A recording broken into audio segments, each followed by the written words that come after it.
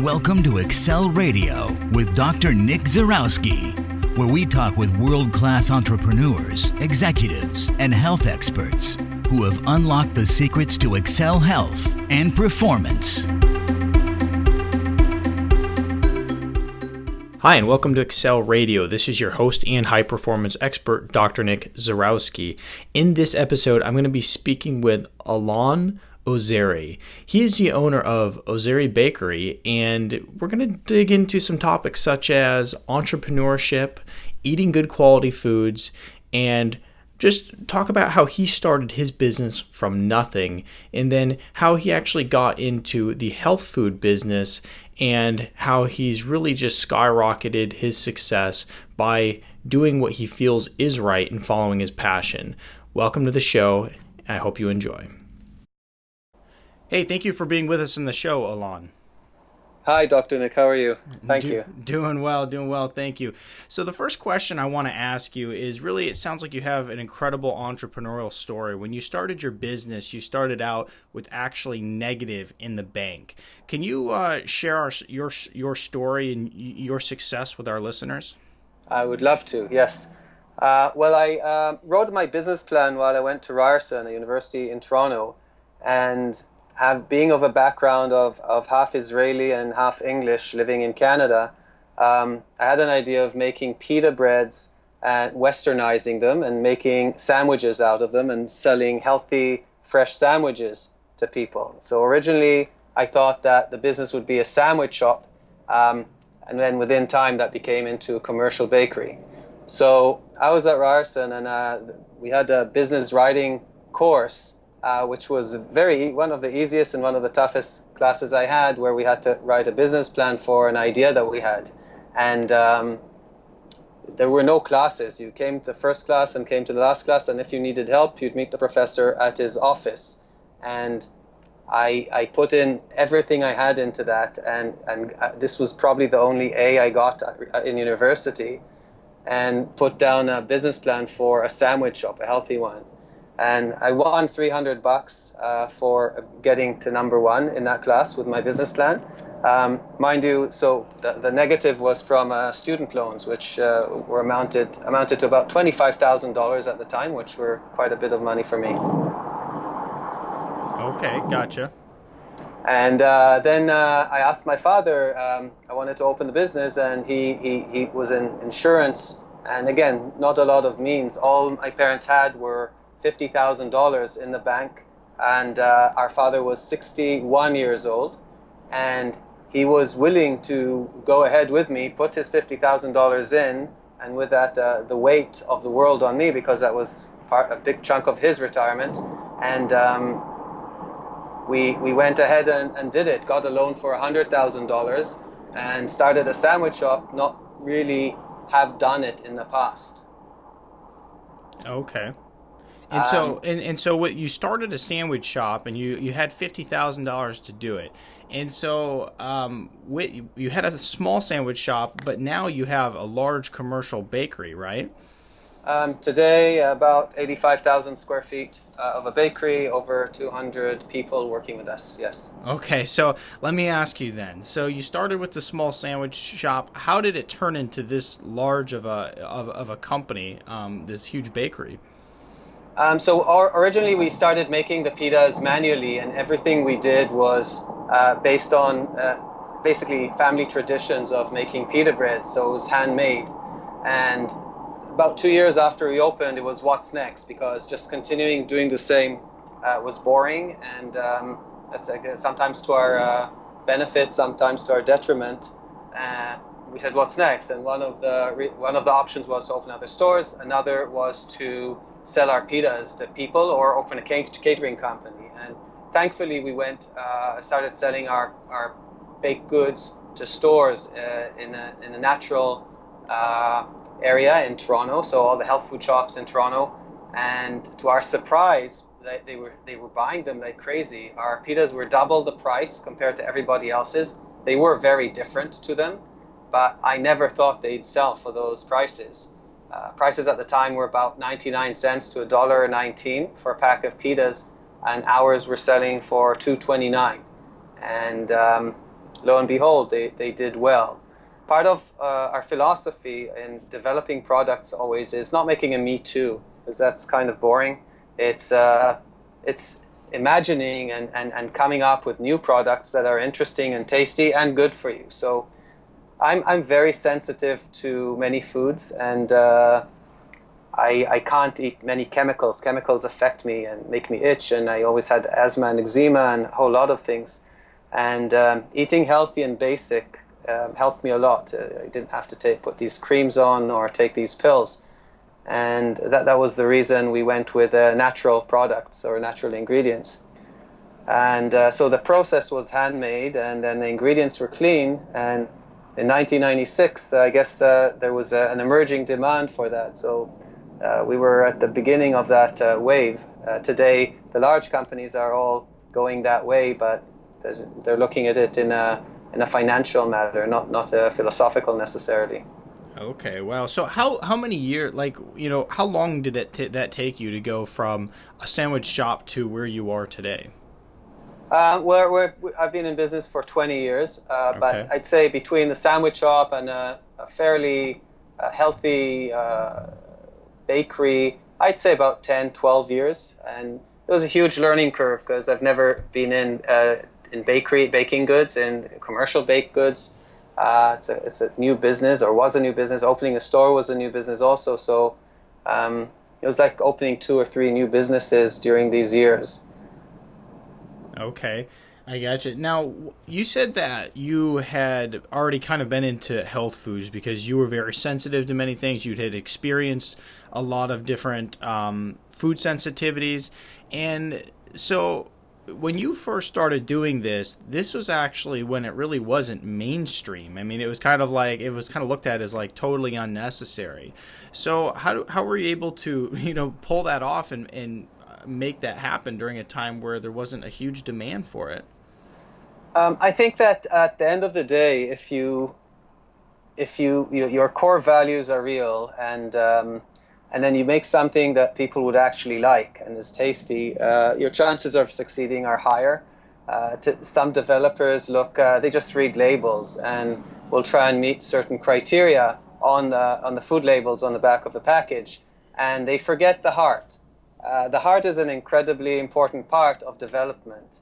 And it's, sometimes you can put your finger on it and say, this is sweet, this is sour, it's a combination of the two, etc. But I believe there's more than that when you develop foods. And you need someone behind it that gives it its love and attention and care, and that's noticed in the food. So I think we did that, and we were lucky, of course. Any product we develop is always, again, we always look at more than one category and marry them together and try and mold something new that didn't exist, and that seemed to have worked for us. I'd say about 70% that has worked for us, 30% we've seen failure, but also the process of failure is very healthy, I think, for the processes. You cannot succeed all the time and stay humble. Right. Now, when you're making these different foods, is it more of a challenge to get good quality ingredients versus just any ingredients? It is a challenge. We like to, obviously the easiest one is shelf life. So in order in bread to get shelf life of, say, 14 days, which supermarkets or love, you need to throw in things like calcium propionate. You have different stabilizers, triglycerides, softeners, all kinds of stuff like that, and we just don't use that. So you need to stick to basic ingredients, and the balance between them will determine the shelf life, or will help you extend it in a reasonable way where it's not compromised. And then the softness, and a product in baked goods, for instance, when you want the softness, you may need the whole process has to be much slower, and versus a mechanical quick line. So, and then you throw chemicals in order to create that softness. So you need time, you need clean ingredients, and then your shelf life will be shorter. So you'll visit the store way more times than you do with a product that has chemicals in them. Okay, so when you're doing this, then is it much more costly to actually create these better quality products just because of the time that actually goes in them? I mean, obviously we know the ingredients are more expensive, but just because it requires more time and in process. Definitely. So a line, our line, for instance, we have several of them, but in a regular pita or flatbread company, I think that their line, with looking exactly the same, would go about 4 times the speed. So their output would be 4 times that of ours, which is huge. It's massive. So you could have the same number of people working and make 4 times as much product, and then throw in some chemicals, make it softer, but it's not the same. Our machines don't do that. We use sourdough many times. We use organics when we can. I'd love to use more organic ingredients, but there's still the element of cost, and at the end of the day, people need to buy it, especially with bread, which has a shorter shelf life, and sometimes is a challenge, but we use it whenever we can. So that is one thing. The other is when we deliver to stores. So a regular conventional bakery will deliver certain breads once or twice a week. Because they have the long shelf life. We need to be there a minimum of 3 to 4 times a week because of the short shelf life. So that's another element of time. That's very interesting. And so one of the things we haven't really talked about is we talked about pitas, but I know that you are way beyond pitas. What are you making in your bakery? Yes, definitely. We started with pitas, and that was our base, but today we make one bun. So the pre-sliced thin buns that exist out there, and without mentioning any names, we developed about 8 years ago, and they were seen by our competitors, or at the time much bigger companies, and took over North America, I'd say, and did very, very well. So that's our one bun, so pre-sliced thin buns. We have morning rounds, which are fantastic little buns, flat buns that are infused with grains and dried fruit, for instance, and they're a fantastic solution for the mornings. No chemicals, nothing else, nothing bad in them. We make lavash crackers. We make a bunch of component ingredients, natural ingredients that go in several food trays around the country. So stuff like that right now. And it was actually funny. I have to share with you that the other day I was in the fridge, and I picked up those morning buns. I think you guys call them morning rounds. Am I correct? Yeah, definitely. Okay, yeah. Well, I picked up the bag, and I saw his last name on it. I'm like, you got to be kidding! Isn't this the guy that I'm going to be talking with on the podcast in a couple of days with? And then I just confirmed with him that it was his product, and it was in our fridge. And you were saying that you actually sell those at Costco's and in many places in America? Yeah, Whole Foods carries our products across the country. A lot of the natural markets carry our products. So yeah, we have good coverage in natural market. It's harder to get into conventional market, which are your regular supermarkets, just because of the shelf life, and our product needs care, and you need to maintain it and keep an eye on it, and it's harder for conventional stores. So we'll see what happens there. But we're very happy that we're developing a brand within the natural market, definitely. Absolutely. Now, are the conventional stores, are they really interested in a product like that, or are they still just interested in, the Hostess cupcakes and things like that? It's interesting. It's a great question. I would imagine, I don't understand many times conventional stores, because if you go to an interesting or a leader within the natural market, they would ask you, is anybody else, I love this or I like this. Hopefully they say that. And then, does anybody else carry it? And we're either yes or no. And if you say no, they get more excited, because they're going to be first to market, and they're going to make an impression on their customer and be leaders within what they do, which is amazing. Within conventional stores, the question would be, does anybody else carry it? But they're going in a different direction. They want to know if nobody else carries it, they don't really want it. They don't get excited. They want that if they're going to put product on their shelf, they want to know that it's going to succeed. and they want, I guess, a success rate from other stores, even their competition. So it's a different kind of, I guess, business model. So okay, it's not that way. It's different. Yeah. Absolutely. So, along with your bakery, obviously it's a very, it's an awesome entrepreneurial success story. What kind of suggestions would you give to the entrepreneurs out there, those who are starting their own business, or, you're somewhat of a veteran at this point. What kind of advice can you give? I would say we should be aware of our impact on people, and that our actions, words, and behavior will determine a lot in what transpires, what happens to us. And being positive and working hard, and also knowing to take a break when needed, that's very important, will determine a lot. And if you keep it consistent and you keep on being innovative, I think success will come. It's funny how success comes to those lucky people, but it keeps coming to the same people who kind of follow those rules, I think. Well, and one of the things you said too is that failure. You said that it's good to fail sometimes because it keeps you humble. And so in your journey with your bakery, which went from nothing to huge. I mean, there's probably been an immense amount of failure. Am I right? At first, no. At first, we were lucky, and the products that we developed were very unique, and we had organic growth. We didn't have to push much.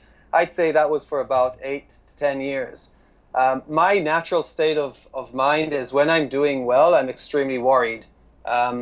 This is not logical, but I'm really worried. And when things are going badly and threats are all over, I'm kind of in my element, because that's when I dig deep and make decisions that need to be made, and push forward and are bolder in my actions.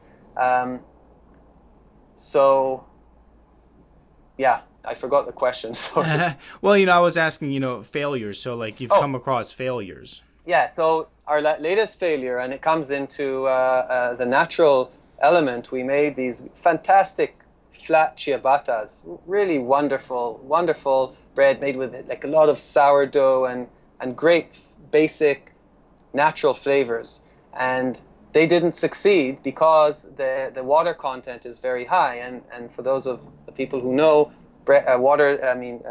products with a high water content will mold quickly. So the shelf life on that was 4 days, which is really hard to manage. And we launched it, and people who tasted it loved it, but at the store level, it didn't work out. And now we're kind of delisting it. But I'm very happy that we did it, because I'm proud of that product. But now it is okay. What did we learn from that? How can we rectify it? And so we're looking at different things from that lesson. And this just happened within the past 6 months. Okay, so yeah, you ask questions, you learn from it, you move on then. Definitely, yeah, that's a must. Okay, and so when it comes to your health, you said you're very sensitive. You were very sensitive to many things. That's why you really went down this direction of having a more natural style of bakery where you use good quality ingredients without the chemicals. Mm-hmm. You also mentioned that when it comes to health, you're very simplistic with maintaining your health. What kind of advice or things do you do in order to maintain your health? We could break it down. So if you're looking at food for what works for me, first of all, I think we're all different. We're same but different. So what works for one doesn't necessarily work for the other. What one person is sensitive to, the other isn't necessarily. But the process, the analysis is similar. And we need to see, I had eczema my whole life. And the amounts of cortisone cream that I applied on my hands and body it will keep my body from decomposing for a few years after I died. And now I'd say for about 6-7 years, I barely use any cortisone cream, because I found out that I'm allergic to fish, or to certain fish. And the moment I eliminated that from my diet, and everybody says fish are good for you, right? Well, they're not good for me. And I realized I got to the point where I was analyzing myself after I ate food, And I realized that when I eat something that's not good for me and will show on my skin the next day, not immediately, but the next day. So the momentary thing that happens when I eat it, or a few minutes after, I get a light itch at the top of my scalp. And so today, if I eat something that I'm unfamiliar with, or go to a restaurant and will taste it and feel that itch, I'm okay. It kind of I'll shed a light onto that, look at the ingredients and look at the food, and keep my eyes open to see what the reaction may be the next day. That's one thing. A second thing is I'm very lazy. I'm very entrepreneurial, but very lazy also. So I'd like to set things up. I'd work very hard when I have to, but I don't want to work very hard all the time. It's not me. It's not healthy for me. And so I'd work very hard, set up systems that will replace me and be even better than me, and then take a step back and be able to take those breaks. And then further and further, starting from, at the time for us, it was mixing the dough, then to driving the trucks. Then I moved up to servicing the stores in terms of customer service. And as I hired people to replace me and created systems, the better I was, the more profitable the company was. I'd say the less I worked, the more profitable the company became. Okay, but it sounds like, though the less you worked, you had already went and created systems throughout every process of your company. It's kind of like you were hands-on in every area for a little bit. Definitely, yeah. It wouldn't happen without that. So I don't suggest to start at the end. Yeah, exactly. Well, and that's a good point to make, because a lot of people, they try to take the approach of being very hands off, or sometimes it's like the old saying, the devil's in the detail, and some people totally miss the detail, and they want to just want to, let's say, work in the area that makes all the money or something like that. But there's a lot of little steps along the way, the little details that mean something, and it sounds like you've worked in every little part of your company and you've been able to master the details.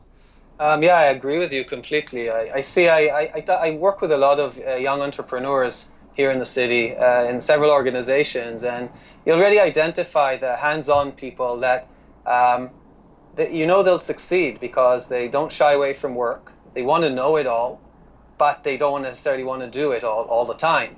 And then there are those who want to become entrepreneurs, those who look for the status and aren't going to put in the work and don't know the work very well. They won't succeed very well. And for me, even now, I don't have to do physical work, and I don't do physical work at the bakery, but I know the dough. I can look at it, I touch it. I walk along the line and I'll touch it, and just by touch, because the muscles were trained, because you feel it not only with your fingers, but with your almost heart. But that comes only from working with product. And if you don't do it, you won't get it. And I think that's a great advantage of putting in your time. Oh, absolutely. Yeah, no, I agree 100%. The people who want to just get right to the top, and there's a lot of hard work, and it's always great to see someone like you who comes out and they're honest about it, because a lot of people like to put their best foot forward and just show how they are, let's say, super wealthy, or that they've created this huge business. But the one thing that they always hide in the background is that the struggle they went through. They went bankrupt twice and lost their house and things like that. So there's always a lot of struggle in for people who have gotten to a certain place in their life. They didn't get there overnight. It took a long time. Yeah, I think it's the lucky ones, they had that struggle, because it put things in perspective, and I think they're more human because of that. Those who are extremely talented and had some luck and kind of never really failed, I don't envy them. I wouldn't want to be them, even though the fear of failure is very strong for me, and it drives me. And I think that I think people are divided into two. I think that people, that fear paralyzes them, and then they can't be entrepreneurs, and that's perfectly fine. It's just not for them. They should do other things there. The world is full of things to do that are you could contribute and do and be a whole person. And those who fear actually pushes them forward. And I think a lot of the entrepreneurs I know it's not that they're not afraid, it's that it just drives them forward even more and pushes them, and makes them more successful. Well, I think it probably keeps you grounded, and for, especially for you, that you've come from nothing, where you had nothing. You were saying, you basically took all your dad's money, and if you didn't give it back to him somehow, he wasn't going to have any way to live. So, you had a heavy weight on your shoulders, and for some people, that's never really happened to them. Where, let's say maybe they just grew up comfortable, and then their parents were able to loan them that $50,000 and didn't care that it was gone. Maybe they were just going to give it to them to start a business, and so they never have that same motivation behind them. And for someone like you, there was a lot of fear, and I think that probably, like you said, it sticks with you. Yeah, the question, a philosophical question, is I have 3 kids, and they're growing in a very different way to the way I grew up. Not that they're spoiled, but they don't have to work as a dishwasher at age 16 in order to buy a pair of jeans or to contribute to the family pot. And that's, I don't know if it's a good thing or a bad thing. I know for us, it definitely built character. Well, it's interesting to see how it transpires with these guys. Yeah, absolutely. It certainly will. Jumping back a little bit, you talked about your food sensitivities and how when you eat something, you notice it starts to affect you. And, that's kind of an interesting topic. And I wanted to talk about that a little bit more, because one of the things about food sensitivities that I didn't mention at the time we were talking about it is that, that's very different from an allergy. So many people have food sensitivities, and it's not something that bothers them on the spot. A peanut allergy might bother you on the spot and send you to the hospital. Food sensitivity can actually affect you several days later. So, when we're talking about eating good quality products and chemical-free products, food sensitivities are something you should be aware of, because just like you had mentioned, Alon, they can actually, you could eat something, that could even be, let's say, healthy for you, and you could be sensitive to it, and it could be affecting you a day or 2 later. Or, and the same goes for foods with, chemicals in it, and they might not affect you right there on the spot, but they will affect you at some point, drive inflammation in your body, and affect you in some way. And so, that's a good point that you made, and so that, I really, I think that's an awesome thing that you're doing with the bakery, having good quality products and taking the chemicals out. I think we need a lot more of that. We need a lot more bakeries like yours. Thank you. I see it. You know what? And it's happening. Even if it's profitable, because of profitability, that's fantastic that it happens. Are you familiar with the Natural Expo, the Natural and Organic Expo? There's one once a year, either in either in Anaheim or in Baltimore, and this is where all the natural and organic food manufacturers, and also I guess beauty supplies and soaps and stuff like that, get together. And it's a fairly large expo, and I remember it 15 years ago, and it was small, and it was a party. It was really nice. All individually owned companies by these, I guess, families who believed in something. And today, I'd say maybe 7-8 years ago, you began seeing a change in ownership, and where large companies bought the small ones. They still kept the brand, but they saw a lot of opportunity. So, and today you'll see at the store level a lot more, and even in conventional stores, a lot more better for you brands, and they're real and they're good. A good example is I forget the yogurt company, I forget his name, but he was bought by Danone, and they were making organic yogurt, and he was, he believed in what he did and all, and made a huge change on the organic milk production in North America, because it was basically non-existent before, and now Danone owns it. So a lot is changing, I think. Yeah, and that's awesome because I tell you what, the listeners of this podcast and the people I work with, they're looking for the better quality products. They're not looking for, the cheap stuff because, it's an investment in your health. The food that you're buying, it's an investment in your health and ultimately an investment in your future. So, yeah, I agree. My philosophy when it comes to eating is, I try to eat as less processed as possible, as we discussed, but it's also quantities. It's a matter of, if you look at your system as a mechanical system and then you shove all this food down it, it will not work as efficiently. It's working really, really hard on all this stuff going through. And then it won't be as efficient, especially if it's done time and time again. But if you eat less, the system, even if you eat bad things or stuff with chemicals, which I definitely don't promote, but the system will deal with them a lot more easily and will discard them, identify them and discard them more easily. So for me, it's almost, eat a balanced diet. You can eat not so good once in a while, but just don't eat 2/3 of what you were going to eat. And the body learns that. And then it's satisfied with that too. Yeah, and I think that's some great advice. Well, I'll tell you what, we're going to wrap things up for the show. And Alon, we appreciate having you on. Some great entrepreneurial advice. It's always great to see, somebody who is a success story and also, helping promote, good quality products. And, we really appreciate that and the work that you're doing. Brilliant. Thank you very much for talking to me, Dr. Nick. Yes, absolutely. And so everybody look for Ozery Bakery products, and you can find it in Costco and Whole Foods and all those places you had mentioned earlier in the show.